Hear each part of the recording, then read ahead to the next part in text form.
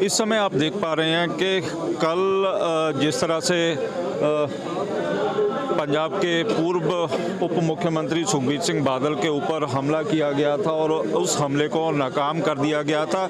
फिलहाल इस समय हम रोपड़ के श्री अनंतपुर साहब केसगढ़ साहब में हैं, जहां पर सुखबीर बादल की तीसरे दिन की जो सेवा है, जो धार्मिक सेवा है, वो शुरू हो चुकी है और सामने आपको सुखबीर सिंह बादल बैठे हुए दिखाई दे रहे हैं। लेकिन वहीं पर अब भारी तादाद में बेशक पुलिस का यहाँ पे प्रबंध किया गया है, लेकिन वहीं पर मैं आपको दिखाना चाहूँगा कि किस तरह से जहाँ पर जो श्रोमणी अकाली दल के कार्यकर्ता हैं, वर्कर हैं और वही एसजीपीसी की जो टास्क फोर्स है यहाँ पर तैनात कर दी गई है और सामने आपको सुखबीर सिंह बादल सेवा करते हुए भी दिखाई दे रहे हैं और आसपास जो सुरक्षा घेरा है वो काफ़ी सख्त कर दिया गया है। जो लोग हैं, जहाँ पर माथा टेकने वाली जो संगत है वो लगातार ही गुरुद्वारा केसगढ़ साहब भी पहुँच रही है, लेकिन वहीं पर सुखबीर सिंह बादल इसी तरह ही कल गोल्डन टेम्पल के जो मेन गेट है, मेन गेट में बैठे हुए दिखाई दे रहे थे और वहीं पर उनके ऊपर हमला भी किया गया था। बेशक हमलावर को नारायण सिंह चौड़ा को गिरफ्तार कर लिया गया है, लेकिन इसके आसपास भी आप देख पा रहे हैं कि सुखबीर सिंह बादल की जो सुरक्षा व्यवस्था है वो काफ़ी सख्त कर दी गई है। बेशक जहां पर भारी तादाद में जो अकाली दल के जो कार्यकर्ता हैं यहाँ पर पहुँचे भी हुए हैं, उनसे भी बातचीत करने की कोशिश करेंगे, लेकिन यहाँ पर भी आपको दिखाई दे रहा है कि अकाली दल के जो कार्यकर्ता हैं यहाँ पर बैठे हुए हैं। बेशक सुखबीर सिंह बादल द्वारा सेवा भी निभाई जा रही है और कुछ लोग यहाँ पर हैं उनके साथी, उनसे भी बातचीत करने की कोशिश करेंगे। बंटी रुमाना है। बंटी जी, क्या कहेंगे कि कल की घटना के बाद आज सुरक्षा व्यवस्था ठीक है?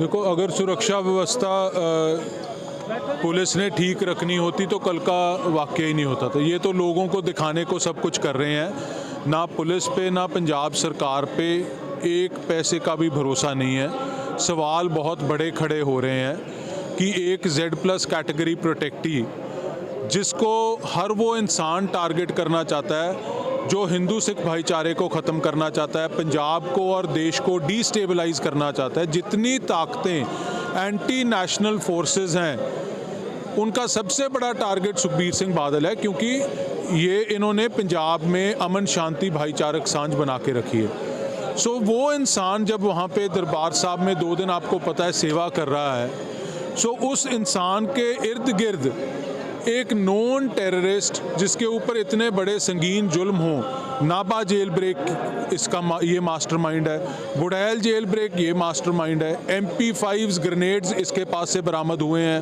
पाकिस्तान ये आता जाता रहा है।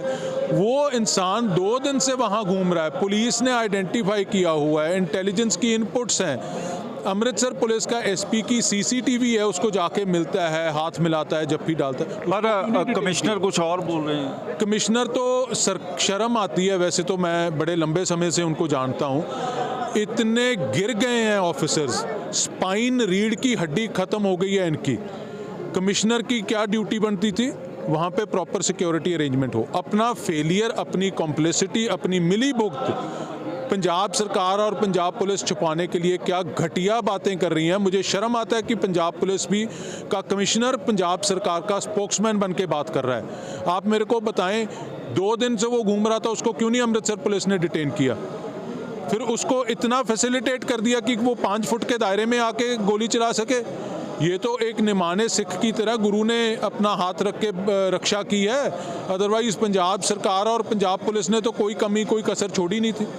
तो अब क्योंकि तीसरे दिन की सेवा यहाँ पे शुरू हो चुकी है, तो किस तरह का प्रोग्राम रहेगा और इस समय जो सुरक्षा बंदोबस्त हैं वो आप संतुष्ट हैं? आप देखो, अब तो सुरक्षा हमारे वर्कर ही कर रहे हैं सारे, क्योंकि इन पे तो कोई भरोसा नहीं रहा है। दूसरी बात, किस तरह का रहेगा, सरदार सुखबीर सिंह बादल बड़े क्लियर हैं। कल भी आप देखो, एक इंसान के सर के पास से एक बुलेट गुजर के लगा हो पीछे पिलर में और वो वहाँ से टस से मस ना हो, वहीं पे बैठा रहे, क्योंकि मुझे सेवा लगी है, मैं वहीं पे बैठूंगा।